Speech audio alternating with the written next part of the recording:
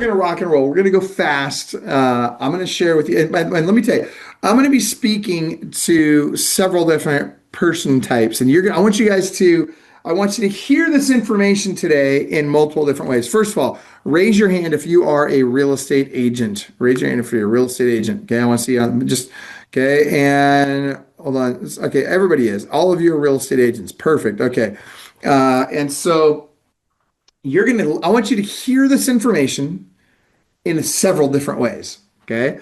I want you to hear it as a real estate agent, because what I'm going to share with you, you're going to be able to use to help get a bunch of your clients, instead of doing 1 to 10 or one transaction every 10 to 14 years.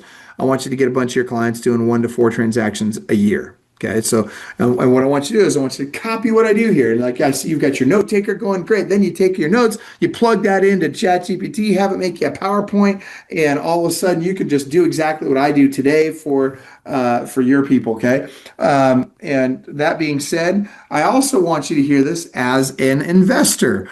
Okay, because the one thing you guys need to do is you need to be investing in real estate. Okay, super, super important. Got to get you guys buying real estate, selling real estate. That just gives you the money to go invest in real estate. Where the real money is investing in real estate. My wife and I just in the last, last 2 to 3 weeks have taken over $1 million out of rental properties that we own. Tax-free, by the way. You don't pay taxes on that money. And we've taken that money and we're using that to just go buy some more stuff, right? We're going to do some more investment properties, buy a couple more businesses, that sort of thing.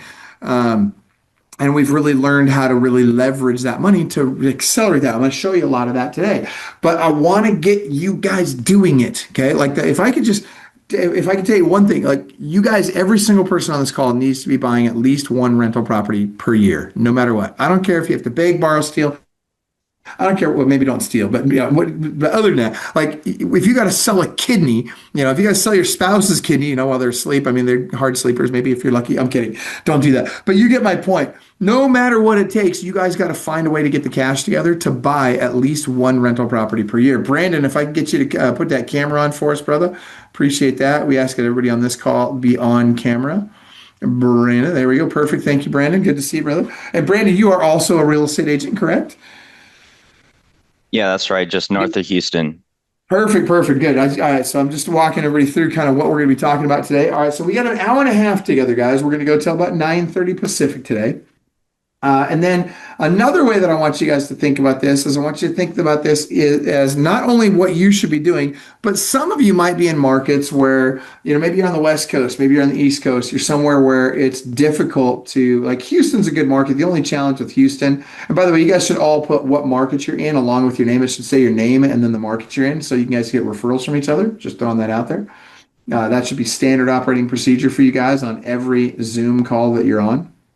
That being said, some of you might be in markets where it's difficult to kind of achieve the numbers that we're going to talk about today. And you may say, hey, Michael, can I just invest with you? And the answer is, yeah, you can. There's opportunities to do that too. Like I've got an 11 unit building that I'm getting ready to buy right now. And I would take a partner or two on that. But at the end of the day, that's not the purpose for the call. The purpose for the call is just, I want to share with you exactly what I'm doing, what's working for me, what I've done before. I want to show you how I buy, what I buy, where I buy, how I structure it, all of that. I'm going to give it all to you today. All right. So, and Camille, oh, you did. Of course you put that in there already. Camille, you are the best. All right. Hold on one second. Let me scroll up here. By the way, Camille, I haven't had a chance to ask you, but are you doing okay with the earthquake? You come out of that okay? I'm on the north side, so we're all safe, Michael. Thank you. You're all good? Okay. Yeah. I know Tara's been on top of that with everybody, but I haven't had a chance to communicate with anybody, so that's good. I'm glad to hear that. All right. So first and foremost, one of the things you guys need to understand with all of your clients out there, all your sphere of influence, they're all thinking, the stock market looks like it's doing better than real estate now. Real estate's been kind of stagnant, but the stock market's crushing it, blah, blah.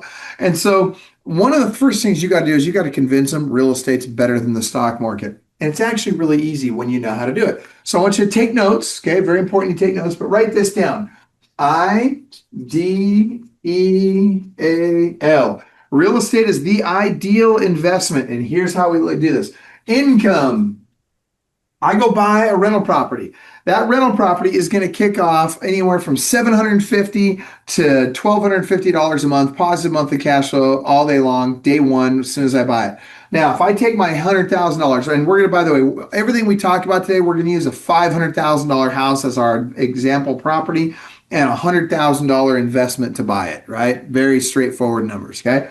Now, I take that same $100,000, I put in the stock market. How much income do I get on my $100,000 investment? What do you think? Greg, we can't, were you saying something? Zero. Zero. Sorry. Zero. Sorry. No, I got two screens going. Zero. It's zero, right? Because in order to get income out of that thing, what do I have to do? I gotta sell the goose that lays the golden eggs. I gotta sell the asset. Whereas with real estate, I don't have to sell the asset to get income from it. Okay. And some of you might be thinking, oh, well, Michael, I'm buying dividend stocks, so I get, little dividends all the time, right? Weak. I mean, you're getting pennies. Okay. It's nothing compared to the income you can get in real estate. All right. Now, D is depreciation. Okay, depreciation is very, very important, okay? Every time I buy a house, a rental property, I literally get to take a tax deduction, and it's pretty substantial. And I'm going to show you today how to avoid paying federal income tax altogether, okay? But this depreciation is huge. And so what about real stock market? I put my money in the stock market. How much depreciation do I get? Zero. No benefit there. I can defer taxes in an IRA or a 401k, those kinds of things, but I can't depreciate that. And down the road, I'm going to have to pay tax on that. With depreciation done right, if I really know what I'm doing here, I can make it so that I never, ever, ever have to pay taxes on that. Ever. Okay. Well, guess what? You can't do that in the stock market. All right. So depreciation is huge. Equity. This one's huge. I love equity. Guys, how many of you, raise your hand if you own any rental properties? Just let me see your hands. How many of you own any rental? Oh, look at you guys. Love you guys. Check this out. You're my people. Watch this. You have people living in your house that are paying thousands of dollars a month to pay your mortgages off. Hallelujah. Freaking A. Are you kidding me? That is the best, man. I love it. Who's paying for your stocks? Oh, nobody. Nobody's paying your stocks off, right? Oh, and I guess some people will say, oh, but Michael, my employer contributes 3%.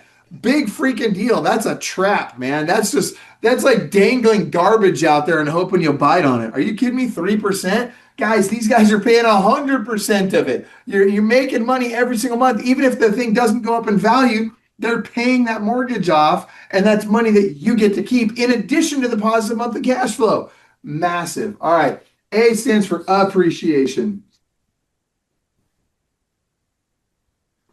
All right. So let's assume, and by the way, if you look at the last 5 years, stock market's done better than real estate. If you look at the last 30 years, real estate has crushed the stock market. You look at the last 100 years, real estate crushes the stock market. All right. So that being said, just for rough numbers, give you the last 30 years as an example. Real estate has been about 4.8%. Stock market's been about 4.2%. Inflation's been about 4.1%. Okay. So the reality is that you're barely keeping up with inflation in the stock market. And so for easy numbers today, though, we're just going to assume that they're both the same. Okay. We'll give the stock market the benefit of the doubt. And what we're going to do is we're going to say, okay, let's just factor 5%. Okay, so that being said, let's call that one a wash, although it's not. And here's why. It's the big L. What's L stand for? Who can tell me? Leverage. Leverage. That's the big one. That is massive. Now, can I leverage my money in the stock market? Yeah, you can leverage your money in the stock market. You buy on margin, which is hugely risky. It's a massive risk. Right? What I do is I can go to Charles Schwab. I can say, hey, I got $100,000. Will you match it? Will you give me another $100,000? Charles Schwab will run a credit report and a credit check. It's like a loan application for a house, right? Same kind of thing. And then they'll decide, are you a good credit risk or not? And if they think you're a good credit risk, then they might loan you another $100,000. So all of a sudden now, you've got $200,000 to go play with. Here's the problem, though. The $100,000 they gave you, that comes with an interest rate. So guess what? You are going to have to pay probably 11.5%, roughly 11.4%. It's pretty common right now. And guess what that means? You got to beat the S&P 500 just to break even. And by the way, did you know that 85% of fund managers, these are the guys that are paid millions of dollars to manage billions of dollars, 85% of them can't beat the S&P 500. What makes you think you're going to? Right? I mean, probably not real likely. Okay. And so let's assume that we're not going to take that big risk, because if we leverage that money in the stock market and we don't beat the S&P 500, we're going backwards, not forwards. It's a huge risk. And if we lose, if the stock goes down in value, can the stock go to zero? Yeah, it does. Think Blockbuster, right? I mean, what happens when the stock goes to zero all of a sudden? Well, not only did I lose my 100 grand, but I also lost their 100 grand, which means I still owe them 100 grand, and I'm paying 11.4% interest on it. Are you kidding me? That's nuts. That's terrible. So let's assume for a minute we're not going to leverage in the stock market. But in real estate, I can leverage 4 to 1 super easy, man. I go buy a $500,000 house with $100,000 down. It's very safe. So watch this. If I took my 100 grand and I put it in the stock market and I just straight line it, I'm going to get, let's say I get my 5% growth. I just made $5,000 a year on my $100,000, right? I take the same $100,000, I put it in real estate. Now I buy that $500,000 house. It goes up at 5%. I just made $25,000, and that's not even counting income, depreciation, or equity. And guys, I would buy real estate for depreciation alone. Forget all the rest of the stuff. I would do it just for the depreciation, just to offset taxes. Okay. All right. Any questions on any of that so far? Nobody? Nobody? Anybody? No, I'm good. So are you getting DSCR loans for these types of properties? We'll talk about that. That's our fifth thing that we're going to talk about today. We'll talk about financing these, but yes, debt service coverage ratio loans are one tool that we use. There's lots and lots and lots of ways to buy real estate. Tons. We can do sub 2, we can do DSCR loans, we can do no ratio DSCR. There's lots. We'll talk. Make sure I don't forget to talk about that later, Brandon. That is a great question, and it's something that everybody's going to want to hear about. And by the way, on that, my daughter does all my financing. I'm really particular about using her for my financing. I tell you, it's not just because she's my daughter, although I trust her, she's very, very good, but it's really because she's the best there is. Like, there's not a deal. If it's possible to get a deal done, she can get it done. And she's all over the country. She's literally in every state except for New York and Massachusetts. And I buy in 17 different states. So it allows me to work with one person in every state I work with who's the very best in the country. Does that make sense? And so, all right, that being said, I want you guys to memorize this. I want you to teach your clients this. Do a seminar, do an in-person seminar for your sphere of influence on investing in real estate, and teach them this. And then what are we going to talk about next? Go ahead. Somebody else had a question? I thought I heard somebody's mic was unmuted. Nope. Okay. All right. And you guys, I love questions, so feel free to ask questions. Okay, I teach this all the time. I have one question. Yes. Have one question. I don't know. Maybe it's part of your training too. Maybe I'm going ahead. But when you have little money, do you have any kind of way to show us how to raise money to invest, or any kind of partnership with other agents or something like that? That is the third thing we're going to talk about today. We're on number 2 right now, but yes, we're going to talk about that when we talk about structure. Okay, so we're going to get right to that, and I'm going to show you how most people raise money, and I'm going to show you how I think if you're going to be that guy, if you're like, what market are you in, Alexander? I'm in Miami, Florida. Miami. Okay. So Miami is a decent investment market. The downside there, you've got the same problem Houston's got. You got tax and insurance issues there. So you get really high taxes and insurance, especially your insurance. But you can still find deals there. So if you're going to raise, and a lot of people want to invest in Miami. So yes, I'm going to show you how to do that in just a minute. Okay. Was there another one? Ed, were you going to ask a question? No, I'm good. Although I got a lot. I've got all that. As a matter of fact, I'm meeting an investor today to buy. He's bought 7 properties from me. I've got another guy, 2 that are coming down buying Section 8 properties. I'm busy. And where are you at? You're also in Florida. Jacksonville. Gotcha. Okay. Perfect. Yeah. Perfect. Yeah. Good. Well, look, listen, guys, I want you guys to have a list of people that are buying investment properties from you on a regular basis. Okay. This is a big deal. All right. So let's talk about what we buy. Okay. So first and foremost, I tend to buy, I buy 2 different, well, it's not true. I buy a lot of different kinds of properties, but you can kind of categorize them into 2 different categories: retail and institutional. Okay. Retail is mom and pop are going to rent from me, right? I'm going to buy a little house or an apartment building or whatever, and I'm going to rent to mom and pop out there. Okay.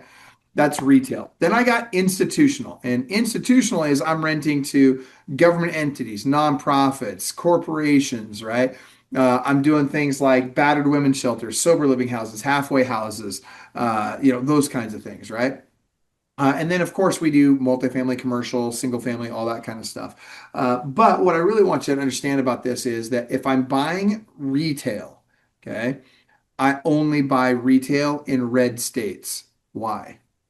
And I don't care what your freaking politics are. I'm just being real with you. Obviously, I'm a conservative, but I'm just telling you, why do I buy in red states for retail properties? Anybody tell me? Okay, this is a big deal because red Is it states, because it's a landlord? Is it a that's landlord state? that's exactly Okay. why. You just nailed it. Because red states tend to favor landlords, blue states tend to favor tenants. Okay. And I don't want to have to deal with things like rent control, eviction moratoriums, and all that other garbage. I can promise you this right now. Go to New York, buy a rental property in New York, and then try and evict somebody in November. Good luck. They're there till April, whether they make a payment or not. And then when they destroy the house, good luck going after them for a dime. Right. I mean, it's just, I'm telling you guys, like we're very particular about this. Now, I say that I own a boatload of stuff in Illinois, for example.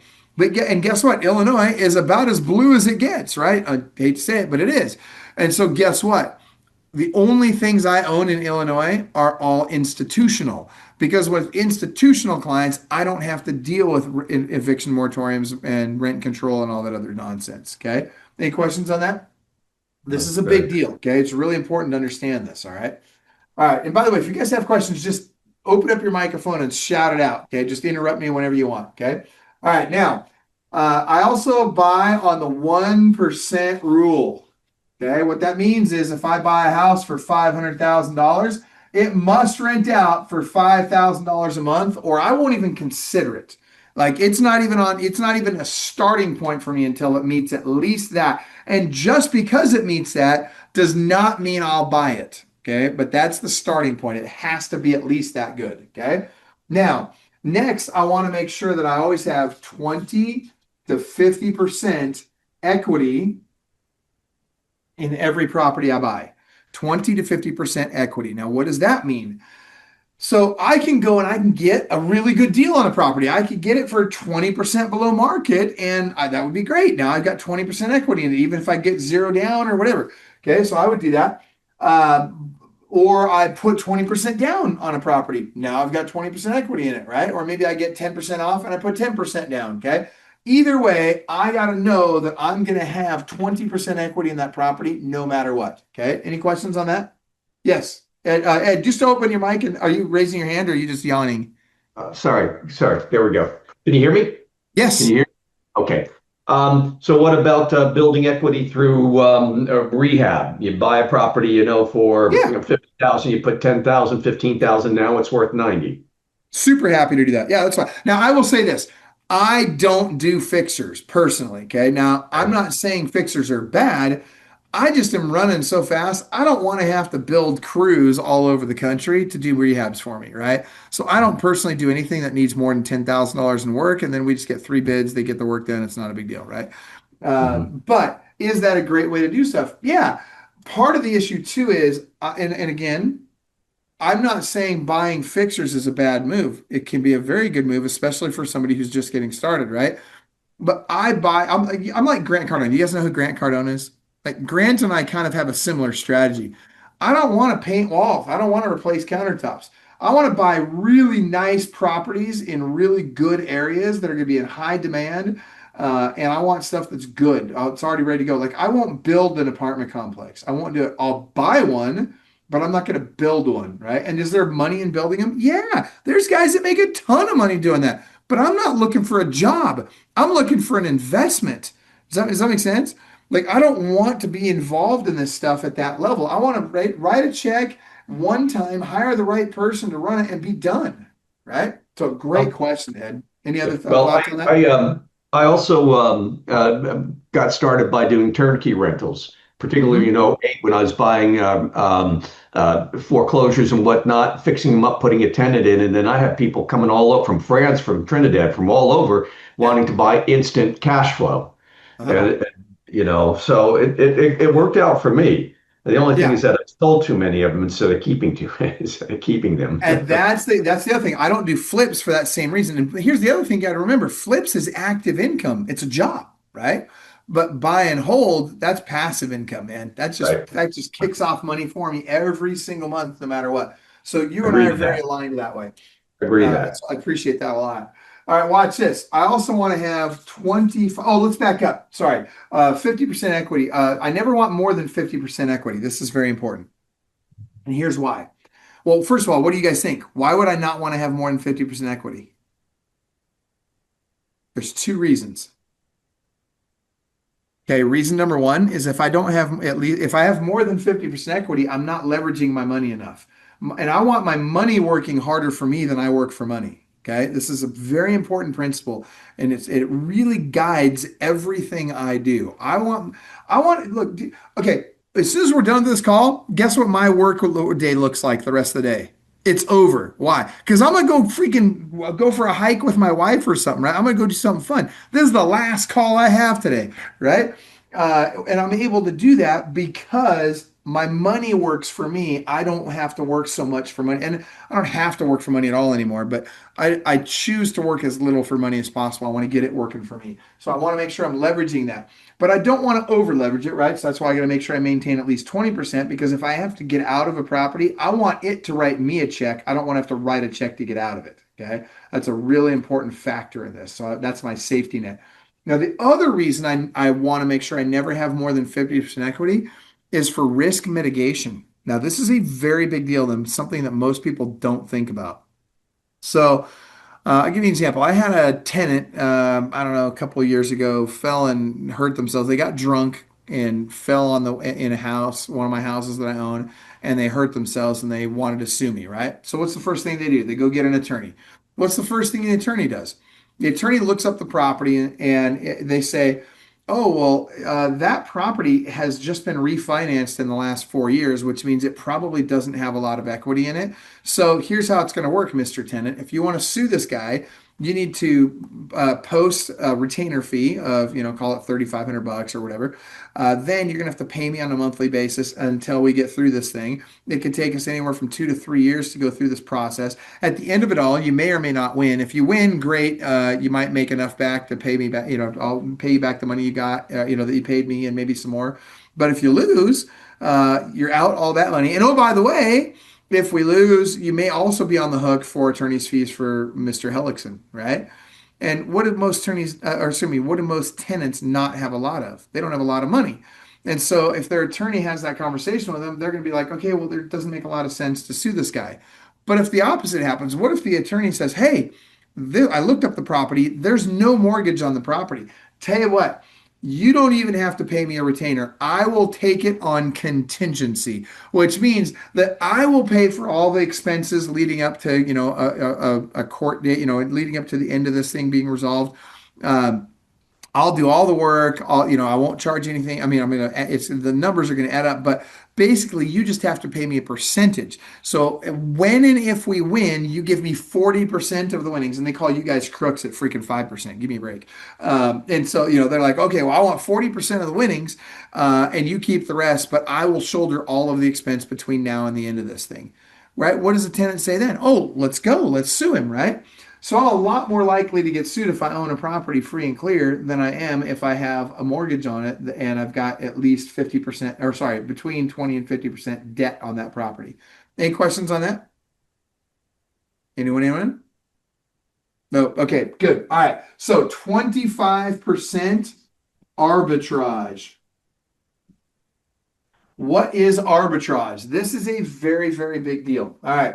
So if my payment, my principal, interest, taxes, and insurance payment is $3,000 a month, my rent must be $4,000 a month or more, or I will not consider that property. Okay. That's 25% arbitrage. So the difference between my PITI, principal, interest, taxes, and insurance, and what I get for rent. Now, Does that mean I'm 25% profitable on that property?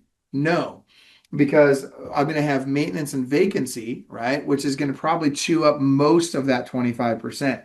Okay. So in the beginning, I'm not super profitable on that property. I should be, right? I should still make 10 or 15% on that property. And especially in the first few years, there should be very little, if any, maintenance if I bought right. So I might be, able to, on that property there, I should be somewhere around $750 a month positive. But then go down the road, I'm going to have more expenses as that property ages, as it wears. I'm going to have some more expenses. But I'll also be able to raise the rents, right? But I want to always keep that 25% arbitrage. Now, down the road, whenever I refinance that property, I also want to make sure it meets these numbers. Now, I don't necessarily, this is an important component. I don't necessarily do that on every property and here on the refis, and here's why. If I've got a portfolio of 100 properties or 5 or whatever your number is, right? 10 properties, whatever your number is. If I've got this portfolio of properties, I don't want to do little loans on each property, right? I'd rather do a big loan on one property and not refinance the other ones, let them mature a little bit more, right? But I want to look at my portfolio as a whole, and I want to make sure my portfolio as a whole meets these parameters, even after my refis. If this makes sense to you guys, nod your heads. Okay. I want to make sure I'm not going too fast for you guys. Okay. So that way, what that does is it allows me to incur fewer loan fees, fewer closing costs. It's less headache. It's cheaper to do it that way and just make sure the portfolio as a whole meets these parameters. Any more questions on this before we go to the next piece? Nobody? Okay. All right. I'm good. Very good. Thank you. I appreciate that. Thank you very much. All right. So let's go to structure. Okay. This is important. So first and foremost, you guys need the right team. All right. And when I say team, I'm talking your attorney and your CPA. Okay. We need a really good attorney and a really good CPA. I have, how many of you are coaching one-on-one with us? Anybody on the call in our one-on-one coaching program? Okay. Those of you that are on our one-on-one coaching program, call Tara. Okay, reach out to my wife. You have her contact info. Get with her. She will introduce you to my guy, the guy that does my personal taxes. Okay, he is the best. Now I'm going to tell you, it's kind of a layered thing. Mark Kohler owns the company, right? Then he's got on the attorney side, my guy is Devin. Tara will introduce you to Devin. On the CPA side, she will introduce you to Rick. Both of these guys work for Mark. Okay, now. Rick used to be an auditor for the IRS. He was a senior auditor, so he had a whole bunch of other auditors that worked for him. This dude is unbelievable. He is arguably one of the smartest people you're ever going to meet. He's a super quiet guy, brilliant.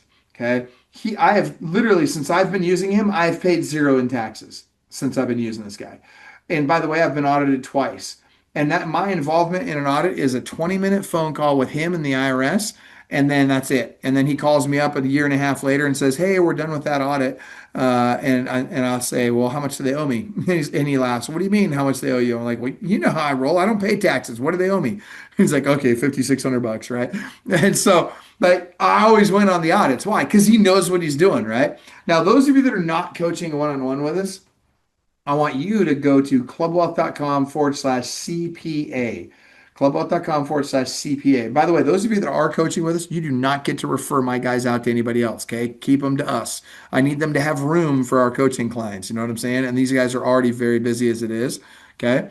But that being said, the rest of you are going to go to clubwealth.com/CPA. That's going to get you to a list of people that Mark teaches and certifies. Okay. So it'll get you, it's not a guarantee they're going to be great, but I can tell you that it's a lot easier to find a great CPA by going through that process than it is by trying to just wing it and find one on your own. And whoever you're using now probably sucks. You might think they're great, but I'm going to tell you, man, it's worth paying what it takes to get the right guys. It really, really is. Okay. All right. Now, one of the things that all of you need to have a trust. Okay. And by the way, I need to preface this with, I'm not an attorney. I'm not a CPA. I'm just a rich dude that's got great CPAs and attorneys that work for him. And so this is for entertainment purposes only. Okay. Sorry, I have to get that disclaimer out there. But I will tell you guys that this piece right here is mission critical. The trust is going to be a revocable living trust. Okay. That's the one we start with. And Devin can help you with that. It's usually, I think it's like $800 to get them to do a trust, and it always comes with a will. But this piece is really important. Now, when you die, that will automatically convert to an irrevocable trust, and the word living goes away. Why does the word living go away? Because you're freaking dead. All right. So the word living is not there anymore. All right. But that being said, the trust is a very key component of this. Now, even if you've got LLCs and all this other stuff today, you can still put a trust in place and then move them into that trust later, right? So don't feel bad if you have done some of the other stuff, but you don't have the trust yet, okay? Just go get it done, though. And it makes a big difference on a lot of levels. One of the levels is, how many of you have kids? Raise your hand if you have kids. Okay, most of you do. Okay, all right. So here's what's going to happen with the kids. Your kids, you might, of course you love your kids. Of course they're amazing. I'm sure they're all fantastic. But, once in a while you might get a kid that turns into a knucklehead, or just maybe does, becomes a knucklehead for a period of time, right? Well, I don't want to have to go through and update my whole freaking, all my properties and all that stuff. I don't want to go through and redo all of it. When I can just go to my trust, I can make a change in my trust. I can say, hey, that kid doesn't get what he thinks he's going to get now, right? I'm going to give that kid less now. And by the way, Amos, if I could get you on camera, we like to have everybody that's on the call on camera. Anybody that's not on camera, I got a couple of people that have just jumped in, it looks like. For those of you that are not on camera, if we could please, Vlad, if I could get you on camera, please. We like to have everybody that's on these calls on camera. And Camille, could you do me a favor and make sure we get Vlad and those guys on video? Is that Vlad with home exit? Vlad, if that's Vlad with home exit, type home exit into the chat. I want to, because I just don't want to. Yeah, okay, good. That's okay. You're good, Ben. I got you. I just want to make sure I know who everybody is. All right, so check this out. So the trust, all right, it's going to own everything. And I want you guys to write this down. Own nothing, control everything. Okay, this is really important. Guys, like if somebody sued me today, like if they had a killer case and I had no leg to stand on, I walked up to somebody in the middle of the street, punched them in the face, broke their arm, whatever. Like if I did something really, really heinous and stupid, and they sued me, they might be able to get $1 million. Maybe. But they're not going to get the real money. And the reason is the real money is hiding behind the trust, and they can't get to it. Okay? There's too many layers of protection. It would be very, very inconceivable for them to be able to get to the real money. Okay? And so here's what we do. The trust is going to own your personal holding company. Okay? Now, this personal holding company is an LLC. It could be a subchapter S. It could be an LLC filing as a subchapter S. There's lots of ways to structure this. Now, I'm not going to get hung up on LLC versus subchapter S. Your active income, you're going to need one C Corp. Okay? And that's something that, or S Corp. Don't quote me on that one. But anyway, you're going to need a corporation. That's a different structure type. That's something that Rick and Devin will work with you guys on. So just ask them about that. But the key here is there's 3 types of LLCs that we really look at here. Is it Delaware? Is it Nevada? Or is it Wyoming? Okay. And this changes all the time based on politics and how the environment's changing. People pass different laws and different rules and legislation all the time. And what I'll tell you is that for the longest time, Nevada and Delaware were considered the best. Today, in my opinion, Wyoming is the best for this, okay? Now, why Wyoming? It's what's called a charging order protection entity. I want you to go Google that or just look it up on your favorite AI engine, but look up COPE, charging order protection entity. Essentially what that means is it's going to give you a ton more protection than any other structure you can do right now, and you get great anonymity. And I'm telling you right now, the anonymity is as important as everything. If they can't find it, they can't sue you for it. You know what I'm saying? And so we want to make sure we put layers of anonymity everywhere we can. Make it as hard as possible for people to find all your stuff. Okay? All right. Now, that personal holding company is not where I put the properties. That company owns other LLCs. Okay? So I'll have a state-specific LLC in every state I do business in. Okay, I'm talking about rental properties here. And by the way, all your active properties, your active income, like your real estate sales business, that's over here on a different side. So it's going to also roll up to your trust, but that's a whole different structure that we're not going to talk about today. You want to make sure that your active income and your passive income are always separated. Okay. You don't ever want somebody to be able to come after the one from the other. Right.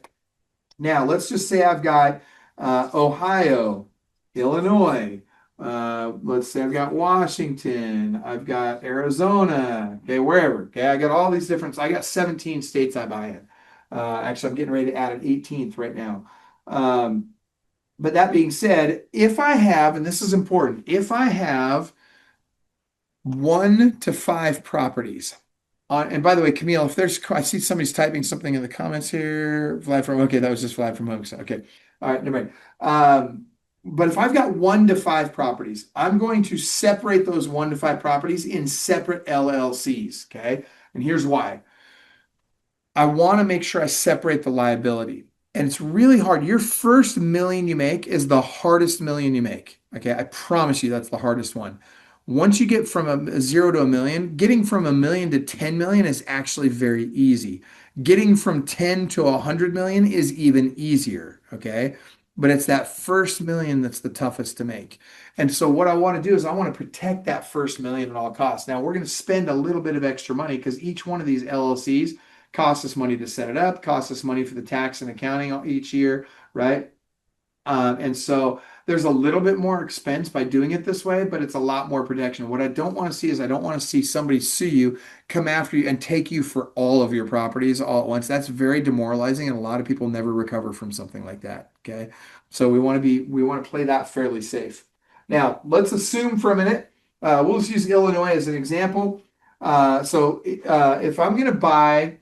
Let's say I'm past my first 5 properties, okay? And again, each of those first 5 properties is going to be in its own LLC. If they all happen to be in Illinois, then what I will do is each of those properties, oops, I got 5, right? Each of those properties would look like this. So I'd have my Illinois main LLC, and then I would have these little ones, which are called sub or series LLCs, and I would put one of those houses in each one of these, okay, on my first 5. Now, does anybody here have more than 5 rental properties? Raise your hand if you have more than 5 rental properties. Nobody? Okay. All right, so watch this. When you do, or when you encounter clients who do, here's what we recommend. I want to have, and write this down. It's going to sound complicated, but it'll make sense in a second. I want to have no more than $350,000. Write that down. No more than $350,000 in day of acquisition equity. No more than $350,000 in day of acquisition equity in any one entity. I'll give it to you again.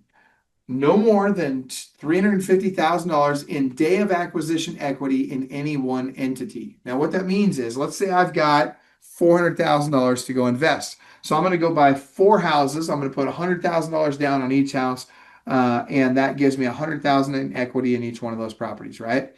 Well, I could put, what I'd probably do in that case is I'd probably put 2 of the properties in one sub or series LLC, and I'd do 2 of them in a different one, right? That way I don't have more than $350,000 in equity in the day that I buy it in any one entity. Now, let's go to Ed's example. Let's say Ed's going to go rehab one of these houses, and he's going to have, $400,000 in equity in one house day one, right?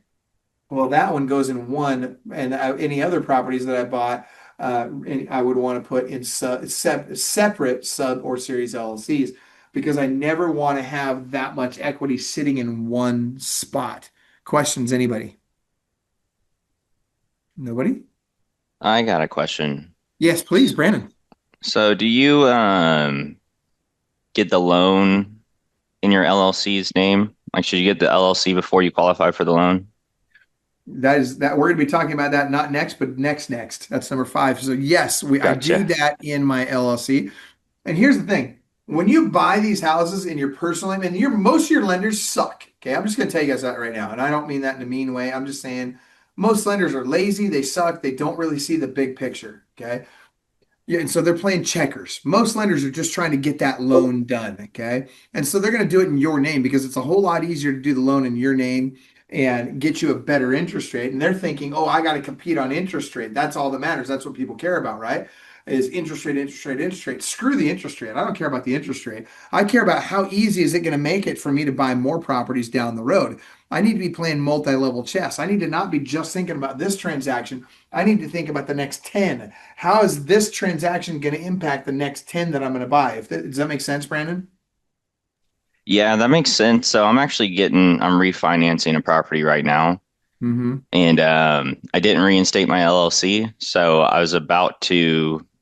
we're supposed to close in like 2 weeks if I keep it in my name, but we have to wait another month to reinstate the LLC and get the money out. Is there urgency behind needing the money right now? Um, no, I mean, it'd be nice Wait. to wait. Okay. Yep. Call Madison. Dude, call Madison today. Okay. Camille, give him Madison's number, will you? Please. Okay, Brandon, Yes. you need to call Madison today, and you need to do it in your LLC's name. I'm just telling you, dude, because when you do it in your name, it's going to screw up your debt to income ratio because they're only going to count 75% for the first 3 years. And what that means is 25% of it's counting against you for the first 3 years, which means the next house you go for, you got to show even more income to qualify for the next one. When you do it in the corporation or in the LLC's name, it doesn't show up on your credit report. So not only does it not penalize you, it actually looks even better because you show the income and you show zero debt behind that income. So your debt to income ratio Mm. improves when you do that instead of, guess what, dude, you need to fire your lender, first of all. And I'm just saying, because that was terrible Yeah. advice they gave you. And they clearly do not understand multi-level chess. You know what I'm saying? Okay. Go Yeah. have that conversation with Madison. She will walk you through. I'm telling you, she gets this inside and out. Dude, I'd be doing that right now. I would not Okay. do, For I would sure. stop that loan today. Have you already paid for the appraisal? I did. Okay, let's see if we can get that appraisal transferred. It probably will not transfer. But it's worth an extra $400 or whatever you paid for the appraisal. It's worth it. Even if it's 2 grand, I'd still freaking go, I'd do it the other way. Does that make Okay. sense? Yeah, no, that makes sense. I mean, that's our plan is to just go and get another loan and go buy something, Yeah. you know, So here's what I and want you then to do. The other thing is when it comes to doing them in your own name, so you only get 10 of those anyway. You get 10, your wife gets 10. Okay. I don't have time to go into all the detail on that, but mhm. I only do that on big properties. Does that make sense? And Yeah, usually only properties I'm using, like my cabin in the mountains, my house in the city, right? Like those kind of like those types of things where it's going to be where saving a point on the interest rate is going to be a massive difference for me. And I only do that if it's not going to matter to my debt to income ratio. Does that make sense? right. Yeah, that makes sense. Just I'm in Texas, so it's you like you said the taxes and insurance here suck. Yeah, they do. Yeah. But here's the deal. I love Texas. First of all, it's a great red state. Oh, at least for Yep. now, until the Californians screw it up. Sorry if you guys are from California, just throwing it out there that all those guys Uh-huh. keep moving to Texas and trying to make it liberal. They do. But oh, dude, don't even get me started. But that being said, what is very, very important is that you maintain as low a debt to income ratio as possible. That will impact the rates you get. It'll impact how with the properties you're able to buy. And it doesn't matter that you're paying a couple hundred extra bucks. And it's not even going to be a couple hundred extra bucks. It might be an extra $50 a month or $100 a month or whatever to do it the right way. Don't worry about that. We don't care about that. We care about the big picture. We care about winning the war. Don't worry about that battle. Does that make sense? Okay, that's how you make the real money. Okay. And it's Madison actually with an M. And yes, Alexander will have Tara, or sorry, Camille will get, so Tara's my real wife. Camille's my work wife. I love it. I'm just kidding. All right. So Camille will get you the contact info for Madison. By the way, FYI, you guys, since you're real estate agents, I will tell you this too. Ask Madison about her BDM program. And what it is she has a program where you can get paid every time you send a loan to her that closes. So when you refer one of your clients to her, you get paid on every one of those. And when you have agents, if you have a team and the agents on your team refer people, you can make it so your agents can get paid and you can get paid. And it's like EXP or LPT or Real or some of these revenue share model brokerages where you can get paid revenue share up to 3 levels deep. And it's RESPA compliant, and you do not need to get a loan officer license. I cannot stress that enough. All you have to do, you pay $50 a month to be able to be in the program, and you have to fill out a 1-page document. And it's not even that many, it's like 3 questions. And you just basically say, here's what I did to market the property this month. That's it. That's literally all I do. And all of a sudden you're legal and RESPA compliant. Okay. Any other questions on that? Anybody? Okay. Great stuff. Thank you for that, Brandon. So, by the way, these sub or series LLCs, one of the reasons we do these is because they save us money. An LLC is going to cost us $1,200 to $2,200 a year in tax and legal fees, whereas a sub or series LLC is going to cost us, let's call it $600 or $800 a year in tax and legal fees. So it's a lot less money. Okay. So great product. All right. Now, that's the personal side. This is what I do with my family. Okay. Now let's talk about what do we do with other people. So I have my partner holding company. Now I like to keep these two very separate, right? Wife and kids and all the stuff we do together can go over here. Everything I do with anybody that's not those three goes over here. Now, let's say, for example, Brandon, I'll use you as an example. Let's say Brandon says, hey, Michael, I'm having a hard time finding deals in Houston. I want to partner with you on a deal, right? Instead of going out and doing it myself and having to find it and manage all that stuff, I'd just rather just put up the cash and you go find it. Okay, cool. Then Brandon's going to have the Brandon Trust. Okay. Brandon's Trust is going to own Brandon's holding company. Let's call it Behold, right? Okay, that's actually kind of cool. Behold. All right, there you go. It's the Behold company right here. That's Brandon's holding company. That's it. That's going to be a Wyoming LLC. And then I'm going to tell you two different ways these work. These partnerships work. Okay, you were asking me earlier, guys, about raising money. So there's a lot of people out there that raise money for real estate ventures and all that kind of stuff. Let me tell you what most of them do. I'm talking about your Chris Crones, Ryan Pineda, Grant Cardone. Grant does bigger syndications, but all these guys, it's a very similar model. And what they do is they're going to say, okay, Brandon, you got 100 grand you want to invest. Great. Give me your 100 grand. They take the 100 grand. Then they go out and they find a property. Okay. So once they find the property, they're going to charge you a $10,000 acquisition fee. Then they rehab the property, which they use your $100,000 for, right? And if there's more money needed, they get it from you, but whatever, you're putting up the money for the rehab, right? They get the property rehabbed. Then they're going to go, once it's rehabbed, they're going to find a tenant. They're going to put a tenant in there, okay? Again, using your money, not theirs. Then they're going to charge you a 10 to 12% property management fee. And oh, by the way, they own half the house because you're the capital partner in this example, and they are the managing partner. There's always a capital and a managing partner, okay? Capital partner puts up all the money, does zero work. Managing partner puts up zero money, does all the work, okay? So that's fine. But here's what I believe. Pigs get fat, hogs get slaughtered. You ever heard that phrase? Right? And so I think they're being a hog in that example. They're taking too much. Okay. So let me tell you how I do it and how I recommend you do it. Whether you're the capital partner or the managing partner, the way I'm going to describe it next is I think a lot more fair.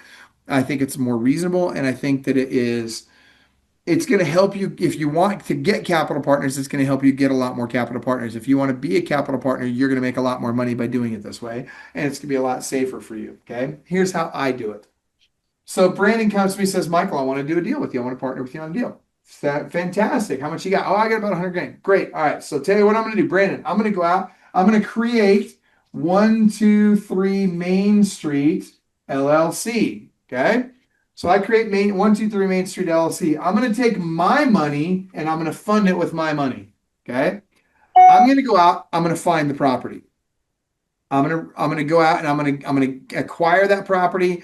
I usually don't do big rehabs, but if it takes 10 grand or whatever, then I'll put the 10 grand in it or whatever. And so I get that all done. Then I'm gonna use my money. And by the way, I don't charge you an acquisition fee, none. Then I'm gonna go out and I'm gonna find the tenant, okay, with my money. I get the tenant in there, I get it stabilized. Now we know exactly how much money we're getting for rent. We know exactly what we've paid for it. We know all the numbers, right? Which in the first example, you don't know the numbers ahead of time. You're committing before you know the numbers. The way I do it, we know all the numbers before my capital partner commits. So then I say, okay, Brandon, I'm into this thing for $105,000 and it's kicking off, $5,600 a month in rent or whatever the number is. And here's I give them a calculator. I do calculator.net. If you go to the investment property calculator on calculator.net, it's a great calculator, easy, free. I send him the calculator on the property so he can see all the numbers, knows what to expect. Then Brandon says, okay, sounds good. I'd like to do that one. Great. So Brandon cuts 123 Main Street a check for $105,000, the amount of money I've got into the property. And then 123 Main Street reimburses me my $105,000. Now he's done zero work, put up all the money. I have now got my money back, but I've done all the work. We own the property 50-50. I do not charge him a property management fee. Okay. This is very important. All right.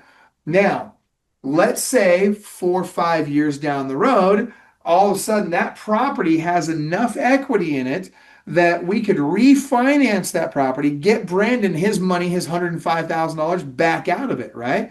Okay, great. And by the way, still meet those numbers I showed you before, my 20 to 50% equity, my 25% arbitrage.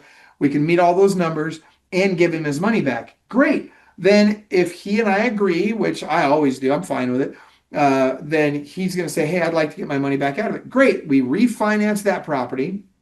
And now he has 100% of his money back. He still owns 50% of the property, right? So he still gets half of the income, equity, depreciation, appreciation, all that stuff, right?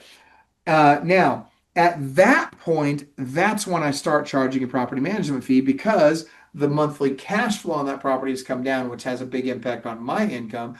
And so to keep it fair, at that point, I charge a property management fee, but he's got 100% of his money back. Now he's getting infinite return. Does that make sense? Any questions on that, guys? In order to do that, Yep. in That's order good. to do that, you have to create a separate LLC or something to put the property between both the B and the 123 Main. So what's the question about it? So are you asking how do we create that? No. In order to do that business with the other entity, we create a separate LLC with both of them part of that entity.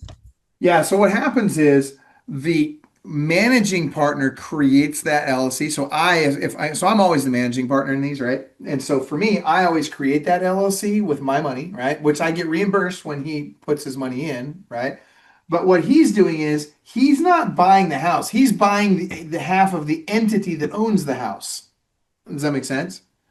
Makes sense. So the entity already exists. The house is already in the entity. Now he is just buying half of that entity, which naturally now means that he owns half of the house.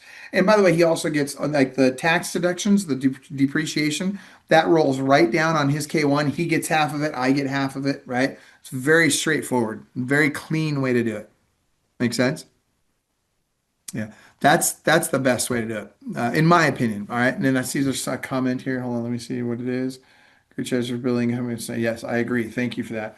Okay, any other questions on this? And by the way, some of you might have clients. You might be in a market where you're like, hey man, it's hard to find deals in my market. Well, great. If you want to refer your clients to me, guys, I'm happy to work with your clients. Here's the deal. What I'll do is anytime you refer somebody to me that partners with me on a deal, you're going to get 5% of every deal they ever do with me. So basically how it works out, I'll get 50, you'll get 5, they'll get 45. They put up the capital, I do all the work, you get paid for having brought them to me. If they do 20 deals with me, that's like you getting a free house. You know what I'm saying? Like literally. And so regardless of how many transactions they do with me, you will always get your 5% because that's how I roll. All right, any questions on that? No? Okay. Moving on. All right, now we're at financing. How much time do I got left? I want to make sure oh, good. We got 35 minutes left. Perfect. Okay. We probably won't even need all that time. So this is great. So let's talk tax really quick before we go to finance. So you guys know I have paid zero federal income tax in the last 4 years, and I probably won't unless I'm stupid. I probably won't pay federal income tax for the conceivable future. I say that as long as we've got a Republican in the White House, and then this will probably still exist. And I say this, and again, I don't care what your politics are. I'm not trying to get in a political debate with you, but what you do need to understand is that the Democrats wanted to get rid of one of the greatest tax strategies of all time for real estate investors. Before I explain that to you, let me walk you through depreciation. Okay. Depreciation is, okay, I go out and I buy a $500,000 house.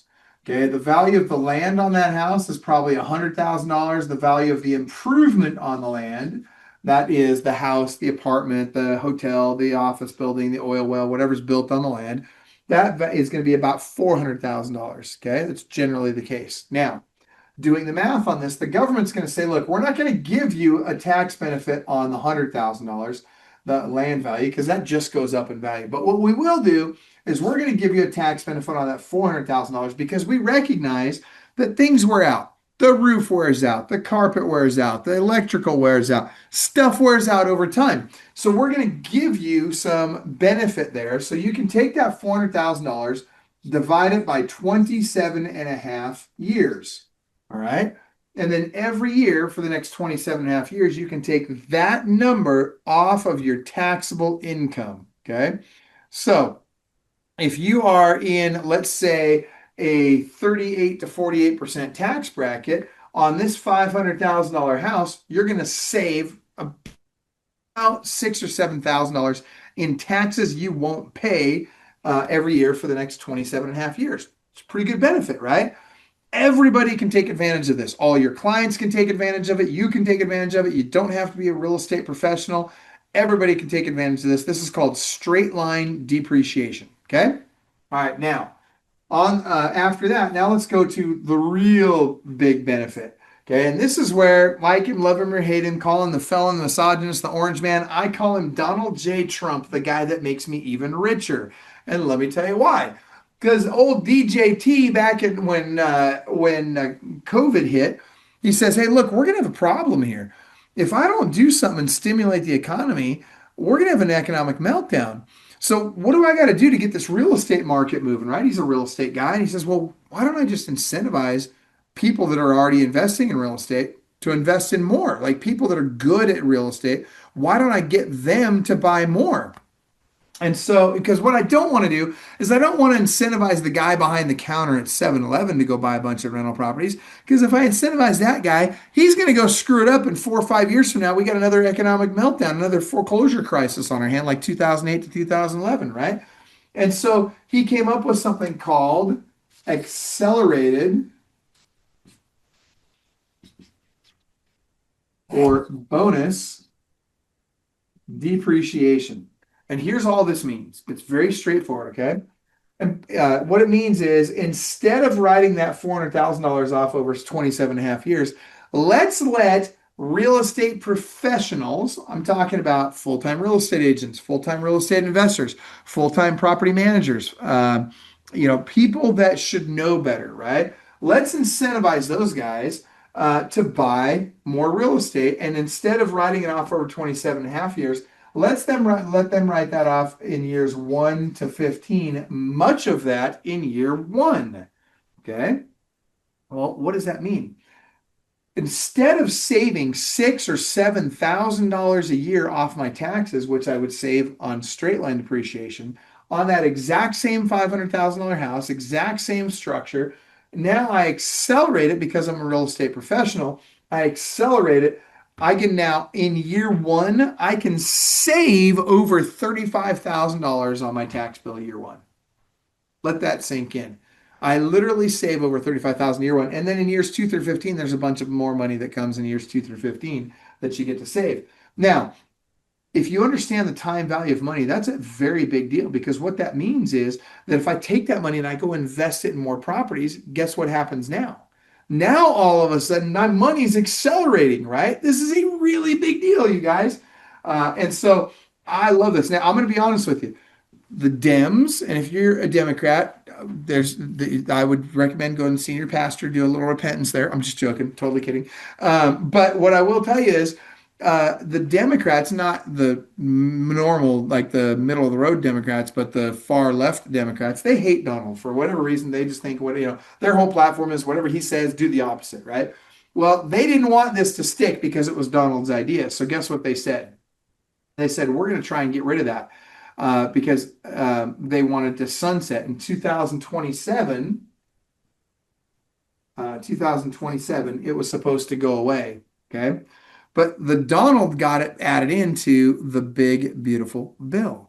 And in the big, beautiful bill, it said, no, we're not going to sunset that in 2027. Instead, we're going to make sure that anybody that puts a property in service between January 19th, 2025 and December 31st, 2030, is it 30 or 31? Ooh, I forgot. I can't remember if it's 30 or 31. I'll double check that. Camille, if you could double check that for me real quick, let me know. But long story short, all the way up until December 31st, 25, it should be 2030, I think it is. Then you can take 100% of that accelerated depreciation. Now, you remember the Schumer shutdown? You guys all remember that, right? Where he was trying to shut down the government, or he did shut down the government because he wanted to get rid of the big, beautiful bill. Well, guess what?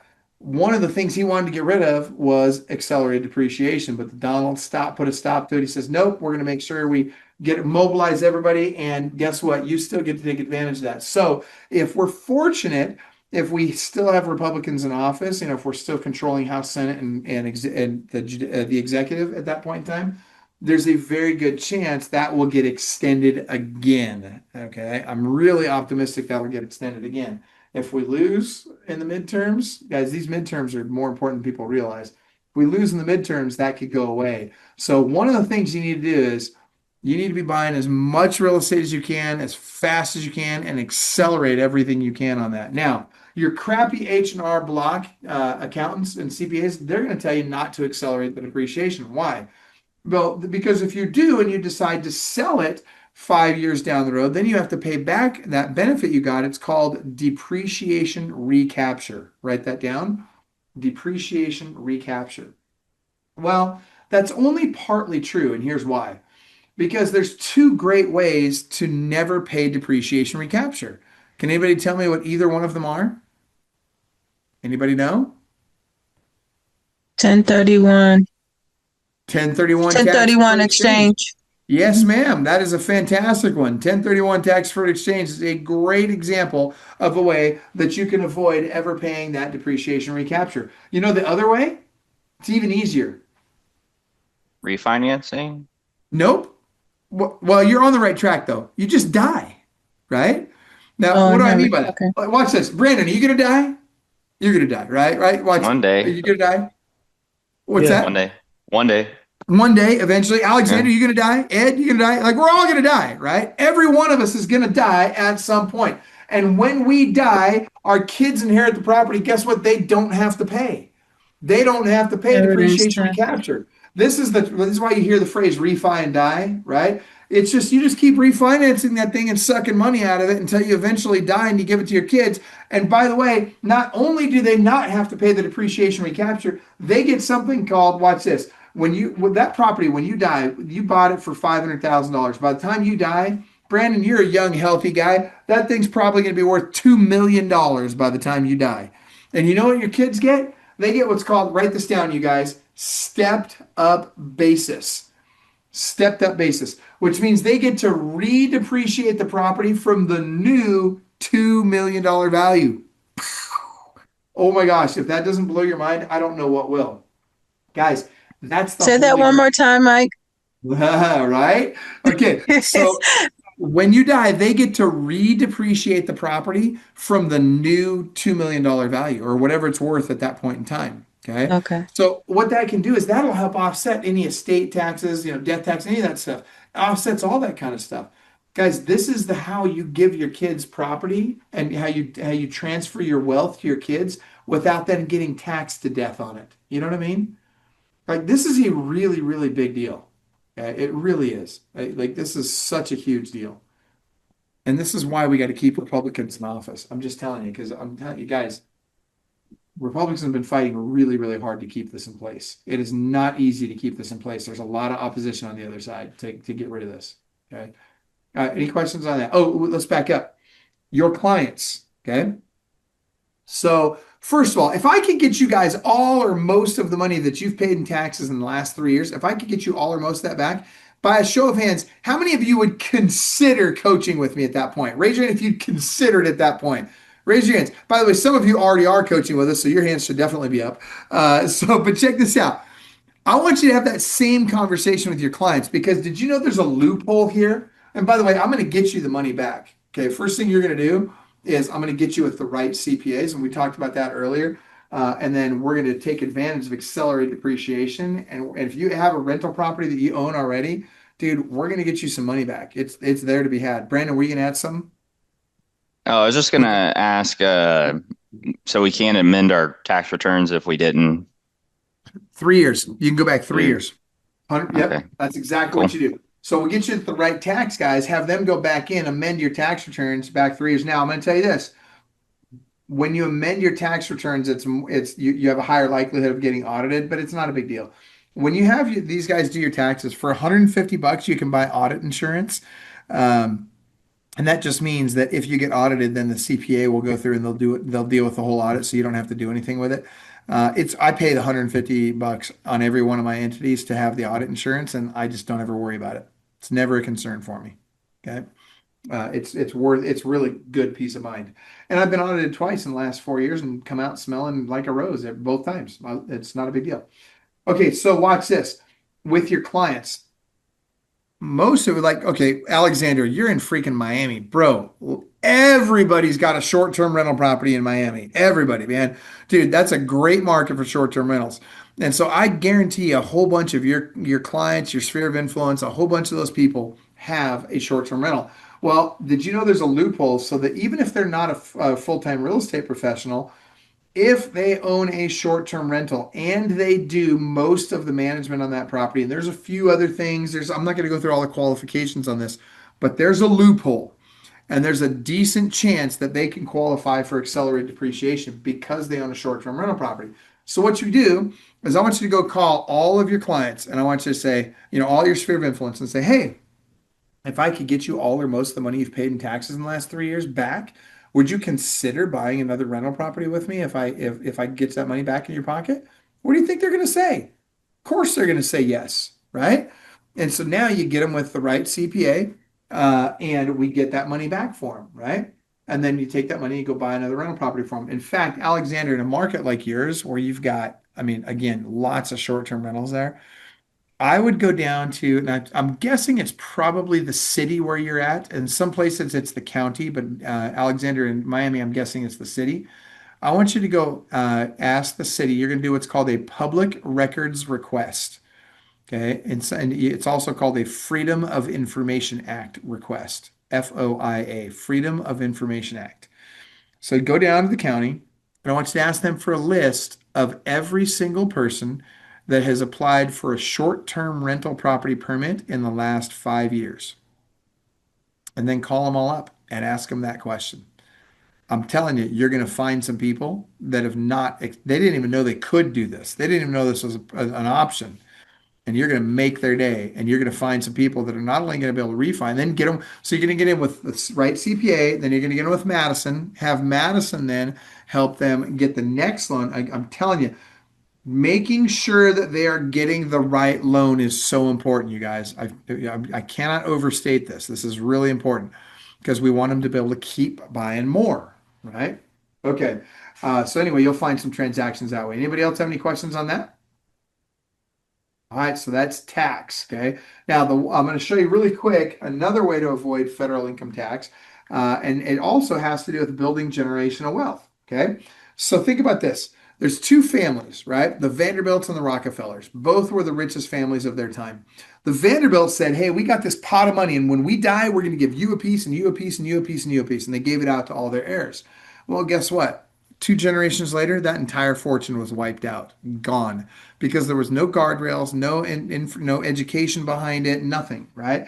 They just gave it all to their heirs, and their heirs blew it all. They didn't magnify that money. Well, I'll give you the other one, Rockefellers. The Rockefellers did the exact opposite. They said, hey, we got this pot of money, and when we die, you don't get it. We're going to give you a piece, and we're going to give you a piece, and we're going to give you a piece, but only a small piece. So even though normally your piece should be in the billions, we're only going to give you $1 million, right? And so you're going to take that $1 million and you're going to go expand it. And when you expand that $1 million, when you grow it to 10 million, then we'll give you the rest of your inheritance, because we want to know that you are capable of magnifying what we've given you. Guys, if you're a Christian, I want you, even if you're not, you should go read it. But there's a scripture in the Bible, It's called the parable of the talents. Okay. Many of you have heard of this. Go read the parable of the talents again. Okay. This is such a great lesson in so many ways to us. Okay. Really, what God is saying is, look, if I give you something, it's your job to magnify it, make it better. Okay. If you sit on it, I'm not going to be very happy. You lose it, I'm going to be even less happy. Okay. I want you to go grow the talents I gave you. And if you don't grow the talents, I'm going to take them away and I'm going to give them to somebody else. Okay. Guys, the same thing is true here with money. We structured our inheritance for our kids the exact same way. If they magnify it, we give them more. If they don't magnify what we've given them, then guess what? They get less or nothing. Okay. So here's how it looks in the Hellickson house. Okay. This is how you build generational wealth. And this is the Rockefeller approach. So our kids both do really well, right? Austin's the #1 listing agent in the country, #1 fastest growing team in the country. He obviously does really well. Then you got Madison on the mortgage side. She's crushing it, right? And so what we do is each of them gets a $72,000 salary out of their companies. Then they get 10% of the profits. 10% of the profits roll up to Dad El Capo here, right? All right, just throwing it out there, right? Yeah, got to get my little piece, right? Because they've been sucking me dry for freaking how long now? For 20 some odd years now. It's time for them to pay Dad and Mom a little bit back. But then we take 80%. Okay, now I want you to draw this on your paper. Okay, we take 80%. 80% goes into a family business. Okay, now this is not complicated. Okay, this is just an LLC. It's just a little holding company. Okay, so we dump that money into the family business. The family business then goes out and buys a bunch of these. Okay, it goes out and buys real estate. Now that real estate kicks off cash. We take 70%. So Mike, when you're saying you put the 10% in the family business, no. is 10% goes to Dad. I mean, 10% goes to Dad, but then what was it? 80% goes to the family business. Yeah. Goes to the family business. Is that where you're saying like you have an LLC for each property, or is that another entity? So good question. So this money just goes into this family business, and then the family business opens up separate LLCs, not necessarily for each property, but we never have more than $350,000 in day of acquisition equity in any one entity, right? And so according to that formula, this entity might be, if we go by an apartment complex, it's a little more difficult to follow those rules. Single family, we can follow those rules, but let's say we go by an apartment complex. Then this entity creates an LLC that now owns that apartment complex. Does that make sense? Yep. Okay. Great question. Thank you. Yep. All right. Now, 70% of the cash flow from that goes back into the family business to buy more properties. Okay. And then 30% goes to the family. Now, this is where it gets really interesting, you guys. First of all, write this down. This is called the flywheel effect. Because what's happening is the whole thing is growing faster than we're spending it. It forces them. By the way, this is why we chose 80%. Because it forces my kids to live on less than they make. Okay. It forces them to invest the vast majority. If they want to make money, if they want to grow their lifestyle, they have to do it with passive income, not active income. If this makes sense, you guys nod your heads. Okay. This is a very, very, very big deal. Okay. And this is something that's not taught in schools. This is something very few people are doing. But I'll tell you, all the rich people are doing, like the really rich people are doing this. Me, Kiyosaki, Trump, like people that are really doing this at a high level. This is how we do it, right? Now, this is something else. I want you to write this down. There's 5 stages in building wealth. Okay. 5 stages in building wealth. Stage number one is struggle. Struggle is when your passive income is less than your expenses every month. Struggle is when your passive income is less than your expenses every month. That's where most Americans live today. Okay. Survival is when your passive income is equal to or greater than your expenses every month. Survival is when your passive income is equal to or greater than your expenses every month. That's what Robert Kiyosaki calls getting out of the rat race. Okay. I call it basic survival. So that's goal number 1 is how do we get to survival? Goal number 2 is how do we get to success? Success is when you can live on less than 30% of the passive income. Success is when we can live on less than 30% of the passive income.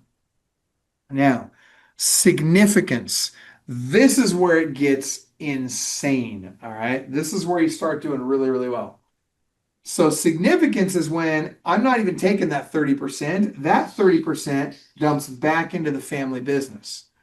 And now 100% of my active income and 100% of my passive income are going into that family business. Okay. Now, what that means is that thing's growing ridiculously fast. But how do I live? How do I pay my bills? Let's use Donald Trump as an example. That guy wants to go get a haircut.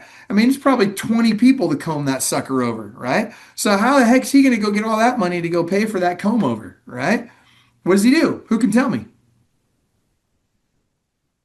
Because he's not getting it from active income. He's not getting it from passive income. Where does he get it?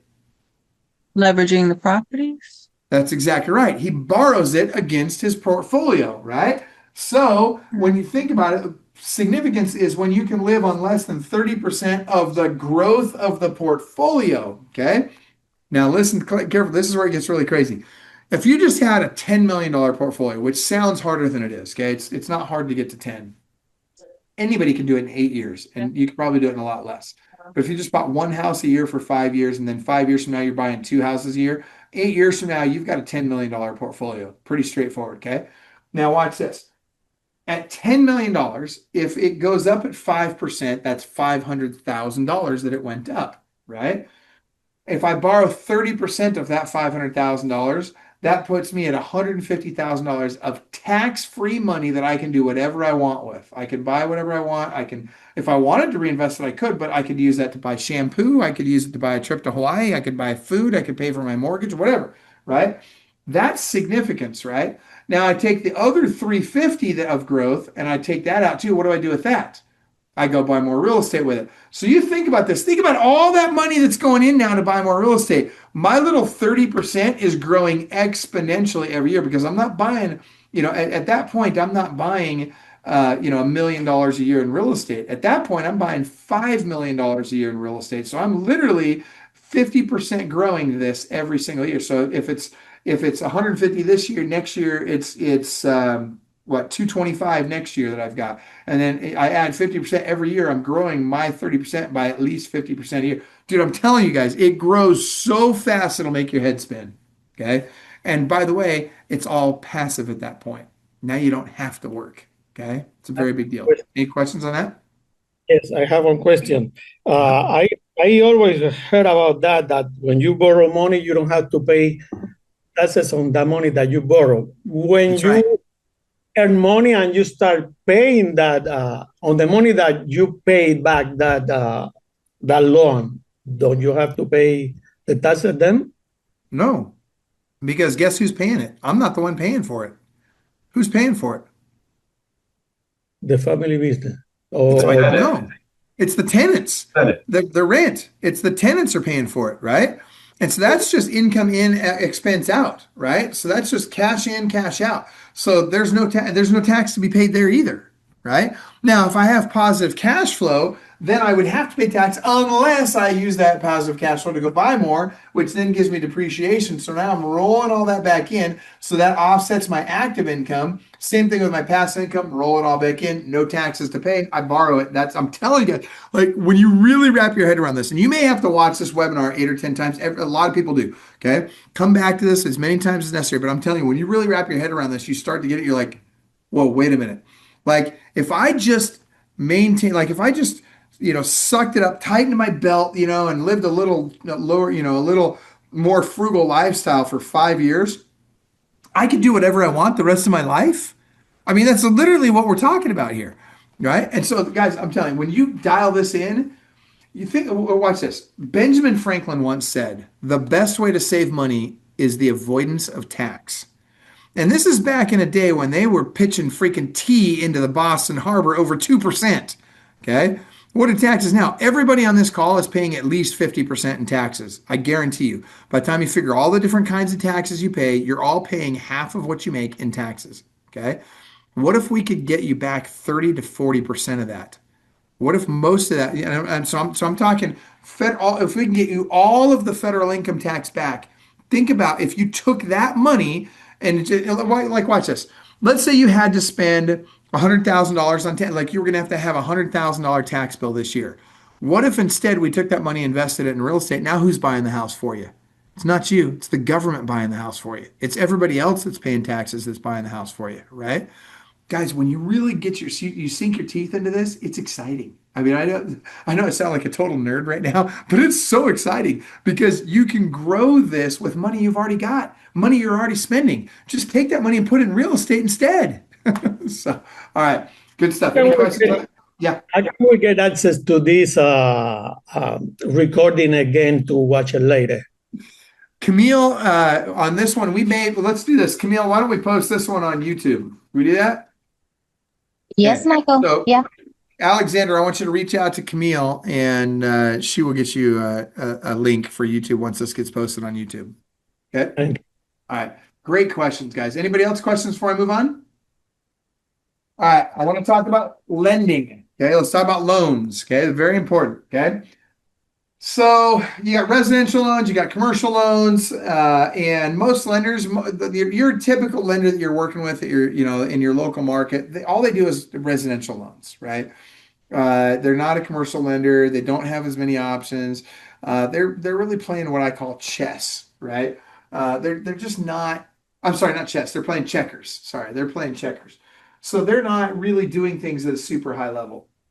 And by the way, Camille, could you put the link and make sure it goes on the YouTube video too, the link for Madison, so that people can reach out to Perfect Fit Loans? You follow me there? Okay, good. All right. So normally when somebody goes out, they want to get the person a really great interest rate, right? So they're going to go out and they're going to buy it. They're going to take mom and pop. They're going to buy this investment property and they're going to buy it in their name, and they're going to get. And I don't care what rates are today. I'm just going to give you an example. But let's say rates are 6%. Okay. So, and I'm just going to put typical. Okay, so they're going to get a 6% interest rate on that thing, right? Okay, but here's the problem. DTI goes up, okay? Their debt to income ratio goes up when they do it this way. Now, you can also do what's called a DSCR loan, okay? Now, this is called a debt service coverage ratio loan. Write that down. Debt service coverage ratio loan. It's actually a commercial loan on a residential property. Now, not every lender does DSCR loans. Madison obviously does. But a debt service coverage ratio, there's several benefits to this. The downside is that instead of 6%, you might be at 7%. It could be a full point higher. Not necessarily, but it might be a full point higher. And that sounds bad, right? No, it's not. Let me tell you why. Because your DTI comes down, okay? So what that means is you're getting credit for the income, but you're not being penalized for the debt because the loan is in your LLC's name. It's a debt service coverage ratio loan. It's not a personal loan, right? So it goes in your LLC's name. Now it gets even better because it's not you qualifying for the loan, it's the house qualifying for the loan. Remember, it's debt service coverage ratio. So what they want to know is, if we buy this house, will the rent cover the mortgage and then some, right? If the numbers work out, they generally want to see between a 1 and a 1.25 DSCR score. If you're following the rules that I gave you earlier, you'll be fine, right? Your houses should qualify. But here's the key. What that means is that you don't have to qualify. As long as you've got a 640 credit score or better, and the house qualifies, you can get the loan, and it doesn't show up on your credit report, it shows up on your LLC's credit report. And so this is a very, very beneficial type of loan. Now, some of the stuff I buy, I'm doing institutional properties, right? A lot of them. And so I get way above market rent on a lot of my properties. Well, if you've got a property that you're going to get above market rent for and it doesn't qualify under DSCR, you can do what's called a no ratio DSCR. This is something most lenders don't know about, okay? Madison obviously does a ton of these too. A no ratio DSCR loan means that even if it doesn't meet the 1% rule, I can still get that deal. I just might have to put a little bit more money down, or I might have a little bit higher interest rate. Now I might be at 7.25% interest rate, right? And instead of 20% down, I might have to go 25 or 30% down, right? To get that same property. But guess what? I got the property, right? Now I control the property. And that's really the key is how do I get in control of as much real estate as possible for as little money as possible and have it cash flow? And by the way, guys, write this down. Please write this down. Cash flow or not at all. Cash flow or not at all. We never, ever, ever buy anything that doesn't cash flow. I don't care how great the upside looks, you always make sure it cash flows. Here's another thing. Never, ever, ever, ever do an adjustable rate mortgage. Always, always, always fixed rate mortgage. Okay. I cannot stress that. There are people right now losing big apartment complexes because they bought them on adjustable rate mortgages. And also, I don't never ever ever balloon payments. Write that down. Never ever ever balloon payments. Okay. A lot of the commercial stuff, when you start getting into multifamily, commercial, some of that stuff, I'm talking 5 units and more, and the commercial stuff. A lot of those loans, they'll want to do like a 20-year loan with a balloon in 10. Never do that because I'm telling you, What guys, about with go single ahead. family on the I wouldn't subject do too? subject to, okay, well, that's okay. I still don't love balloon payments on subject to. Sometimes that's the only way you can get, like, if you're just getting started, Yeah, sometimes that's the only way you can get started, but it's risky. I'm telling you, it's risky. it is. Uh, Yeah. yeah, you Okay. got to make sure you're going to be able to refinance that thing by then, right? You got to make sure you're going to be able to get them their money by then. And so if you've got a really, really solid plan on how you're going to be able to do that, maybe, but I'd be really, really careful with that. Okay. Okay. The other, and I'll tell you, there's apartment complexes that are being lost right now because of balloon payments. A lot of them. It's a huge problem in America right now, because interest rates did not go down; they went up, and rents did not go up enough to cover the difference. And so there's a lot of these apartment complexes where the note is being called due by the bank. There's some great deals to be had out there, guys. People are losing all their equity. I'm seeing syndications right now losing all their equity in these properties, because these balloon payments are coming due. Okay. All right. So very important stuff. And now there's all kinds of other types of financing you can do on these things. By the way, I want you to lender, and again, Madison does this, Brandon. I know you're going to be talking to her, but you need a lender that does first mortgage, second mortgage, HELOC, refinance, commercial, residential. They got to be able to do all of it. Okay. It's lending has gotten more complicated, not less complicated in the last 10 years, especially in the last five. You need somebody that can really see the big picture and go super, super deep on it. All right. Okay. That being said, let's go. Okay, houses. First of all, anybody that's interested in doing any investments with me or referring anybody to me, I want you to reach out to Camille. You can send her a direct message right here in our Zoom call here. If you're watching this on YouTube, then just, oh my gosh, how are we going to do this? What's a good landing page for this? Do we have a landing page for this, Camille? I don't even know if we have a landing page for this. We don't. They can just jump on helpless, Okay. clubofhelp.com. Yeah, but if it's after hours or something like that, then here's what you do, guys. I want you, if you're watching this on YouTube, the best way to reach out for this, just send an email to Michael at clubwealth.com. Michael at clubwealth.com. Subject line, I want to invest with you. Okay. Subject line, I want to invest with you. Just put that in there. And that way, my assistant will be able to see that and make sure that I get to see your email. Um, so that being said, guys, if you're interested in investing with me or referring anybody over to invest in me, then what I'll do is if you'll let Camille know right now, make sure she's got your phone number and all your contact info. And then what she'll do is she's going to send you a copy of our JV partner agreement.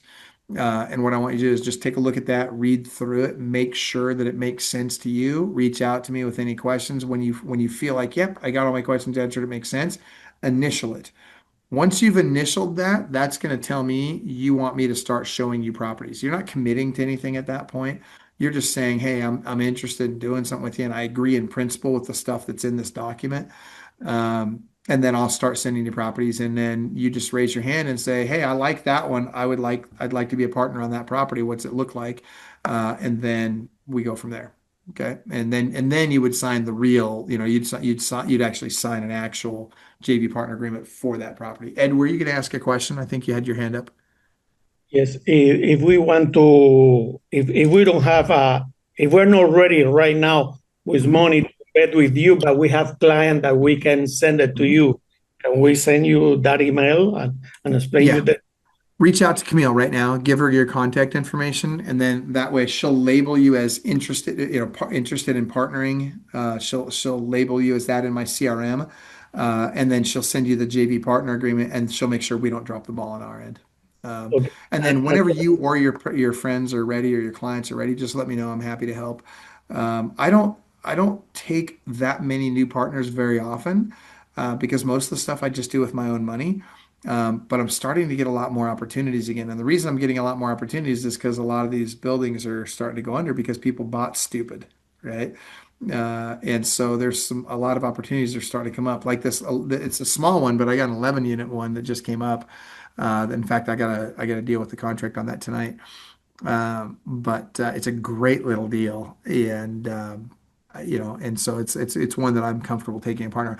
When I take partners on, like anything that's risky, I don't take a partner on. I just do it myself, right? If I'm going to take a partner on something, I want to know it's going to work because I don't want to have a bad taste in the mouth. And by the way, if we end up losing money, generally, like I'm going to suggest this to you. Okay, I got to be careful how I say this. If you're going to be a managing partner, never, ever, ever, ever let your capital partner lose money. Ever. If money is lost, you need to suck it up. If you're the managing partner, you're the one doing the work and somebody else is providing the money. If you're the managing partner, you make sure that if money is lost on a deal, you find a way to make up for it. You pay them back. You make sure your investors are made whole. Otherwise, you won't have investors for very long. I cannot stress that enough. You got to take care of your partners. Okay. And actually, Ed was next, then Brandon. Go ahead, Ed. Well, okay. Yeah, and you're right about that. I always make sure that in any deal, whatever happens, that I can put everybody back in their corners, no harm, no foul.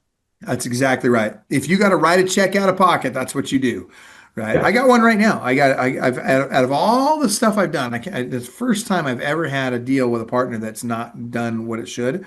Tenant owes us like 22 grand. It just has not done well, this particular house. And so guess what? I gave him the option. I said, dude, you got several options. You can stay in the deal with me. I'm going to fix it. I'm going to make this deal work. I'm going to get it right. And so you can stay in it with me if you want, or I can just refund your money, or I can put you in another one of my deals that is already working and that we already know is a solid deal. And you just choose. And he's staying in it. He knows I'm going to fix it. So he doesn't care. But my point is it's his choice, right? But I'm going to make him whole no matter what. So did you have something else besides that, Ed? No, I think that was it. It was interesting. I wanted to also join. I've am also looking for JV partners, so this was very helpful to in that as well. Yeah. It matters, and especially if you're going to be the managing partner. I can't stress enough. I've got a great client in Idaho who is a managing partner. He does a lot of flips, guys crushing it on flips, right? And his hard money guys give him, he gives them good money. They make good money with him, but dude, they're always there for him. If he needs $1 million, he's got it. He needs $5 million. He's got it. Like he can get it instantly because these guys always know he's going to take care of them no matter what. They're going to get fed first. He's going to get fed last. Brandon, you had a question. Go ahead. Oh, we can't hear you. You're unmuted on my end, but I can't hear you. Can you hear me now? There you go. I got you. There we go. You got it. So if we find a deal ourselves, are you willing to look at it? All of them. Yeah, absolutely. Absolutely bring me deals. I'll tell you, especially I'm looking for, let's call it 10 to 30 unit multifamily is one of the big things on my mind right now. I'm getting more and more of that. I'm doing a lot of drug and alcohol rehab and treatment centers, doing a bunch of that. I mean, I'll look at just about anything, but it's got to be good. Like I don't buy mediocre investments anymore because there's so much out there right now. Right. So I'm always buying the good stuff. If we Well, want to, what about storage units? I love it. Oh, for sure. Yeah. Yeah. I've got one of my clients is really good at self-storage. I have not done one yet, and so I would bring him in, and he probably wouldn't want to partner on it, but I'd bring him in to teach me about it and make sure that I'm doing it right. I know nothing about self-storage, but I'd love to be in it. So yeah, Okay. bring it to So me. I have land that's a mile away from the, busiest boat ramp on our lake. And yeah, I want to develop some, but I'm looking for some partners on that could kind of walk me through it. So yeah, normally I don't do deals where I'm the capital partner. I do business deals where I'm the capital partner, but I normally don't do real estate deals where I'm the capital partner. It's not to say that I never would, but I normally don't. But at the very least, maybe I just get you connected with my guy and you guys work something out and whatever. He does a lot of self-storage though, and he's very good at it. So actually, I've got two guys that I'm close to that both do very, very well with self-storage. I just haven't dove into that yet. Okay. So, or dived into that yet. Okay. Okay. If we All right. wanted, if we wanted to present a JV opportunity that we have, is there something in the subject line that we should change, or just keep it that we're out, and then when you contact us, we go from there? In Another. the subject line, just say, "Hey, Michael, I got a deal for you." Okay. Yeah. Okay. Yep. Say, "Hey, Michael, I got a deal for you." Okay. And either I or one of my family members will look at it.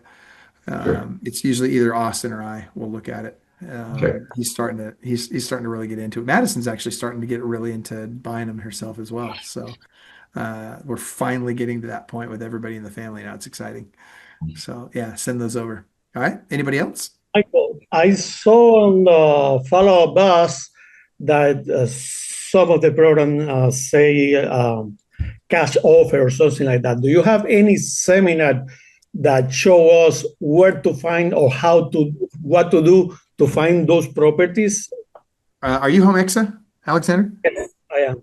Oh, it's already being done for you. You don't even need to worry about that. Austin's already doing that for you. Those cash offer opportunities are already coming to you. Yeah, and then Okay. he will teach you. Are you on the daily huddle every day with him?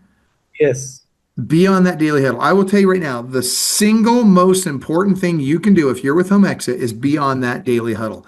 Did you know 100% of the people that are on that daily huddle 3 or more days a week are literally 100% of them have a pending or a listing right now. 100%. That's a very big deal. Be on that huddle, and then, but when it comes to cash offer opportunities, just whatever Austin tells you, he will teach you how to close them. He'll teach you how to give them their options when you go out there, and he's already providing you with those. Those are already showing up in Follow Up Boss. So, and by the way, Follow Up Boss is going away. I'm sure he's already told you that, but he's working. That kid's killing it on AI right now. And within the next couple of months, you guys are going to have a whole new CRM, so you're not going to have to deal with Follow Up Boss. It's going to be proprietary for you guys. I'm so excited about it. Dude, he has built something that it's going to blow you away. You're going to be amazed. It's frustrating. I say it's not frustrating. That's not true. I'm going to be like Donald Trump. I don't get frustrated. No, I'm just kidding. But it's exciting to me because I watch Austin with AI, and I've got full-time coders that work for me. I'm literally over $2 million deep in building stuff out, building technology out. He has done more in freaking 6 months on his own with AI and a few $1,000s than I've done with over $2 million in a decade. It's crazy how amazing AI is right now. It's unbelievable. So anyway, does that answer your question, Alexander? Yes. Perfect. Dude, okay, by the way, good move being with Home Exit. You guys are killing it right now. Oh my gosh. It's on fire. I'll tell you the other thing I would do if I were you, I would be recruiting like crazy for Home Exit. That rev share model, dude, it's huge money. And you get rev share. What brokerage are you with? My own broker. Oh, you're an independent. Okay. Okay. Well, you obviously get profit share because you own it yourself. But dude, the rev share model they have is better than any of the brokerage model type rev share models, right? Because you make so much more first tier. It's insane. So I would highly encourage you while you're out listing as many and selling as many as you possibly can, also be recruiting at every opportunity. I'm So. already sending the copy of the webpage from the recruiting part of Mohammed to every agent I know. That's smart. That's smart. Make sure, and you're using your unique link so then it kind of traces back to you, right? Yes. Perfect. Make sure it traces back to you. And his close ratio is killer. Dude, he's recruited 30 people this month already. That's just this month so far. Dude, I'm telling you, you guys are on fire. Here's my prediction. In the next 5 years, Homexa is going to be the single largest platform team in America. In fact, it'll probably be, I mean, they're in the top 5 already. They'll probably be number 1 in the next 2 years, would be my hunch. So, and that's a big deal. So, yeah. I always say to the people, you should understand that 70%, 50%, or 30% of something is a lot better than 100% of nothing. Well, and not only that, they're paying for everything for you. They pay for everything. Everything. Sorry, and I don't mean to digress, guys, for the rest of you on the call. Sorry, I don't mean to get too deep into Homexa, but dude, I mean, literally, they're paying for everything. They're paying for all the marketing. They're paying for the key boxes. They're paying for the marketing. Everything. Paid for everything. So anyway, any other questions today, guys? Sorry, I get really excited about Homexa because honestly, I think that model is one of the things that is going to completely change the industry in the next 4 years, and probably sooner than that. It's already having a massive impact. So, any questions on investing? Anybody? And by the way, those of you that are interested in learning more about Homexa, go to clubwealth.com/Homexa. And isn't it clubwealth.com/PFL for Madison, Camille? Is that right? Yes, that's correct, Michael. Yeah, clubwealth.com/PFL if you want to get a hold of Madison for the loans. If you want to learn more about Homexa, go to clubwealth.com/HOMEXA. Ed, you had a question? Go ahead. No, just commenting. Very good. Thank you. Yes, absolutely. I appreciate that. All right. If there's no more questions, I'm going to wrap it up. So does anybody have any other questions before I wrap it up for the day? How can I get in contact with Camille? Camille, just private messenger right now. Camille, do you have Alexander's contact info? I have it, and I'm sending you an email, Alexander. She's on it right now. Perfect. All right. Well, guys, I'm excited. I hope this has been valuable to you. And guys, remember, do your 3 seminars a week. I'm telling you guys, start selling one-to-many, right? Do your buyer seminar Tuesdays. Wednesdays, you do a seller seminar. Thursdays, you do an investor seminar. Start doing that, and then copy what I did today for your investor seminar. And guys, I'm telling you, that's one great way to really grow your business. But whatever you do, get out there and go start investing in some real estate. Thanks, guys. I got a blueberry pancake waiting for me downstairs. I got to go. Take care. Club Wealth is the only coaching company on the planet that will literally guarantee that you will double your income or make at least an extra $100,000 your first year coaching with us, or we will give you 100% of your investment back. Click the link below, sign up for the appropriate tier level, and let's get you a strategy session today. And I promise you, I 100% guarantee you, promise you that you will walk away with a heart full of gratitude for the time that we took for you, because you got so much value out of that call. Schedule your strategy session today. I promise you'll be glad you did.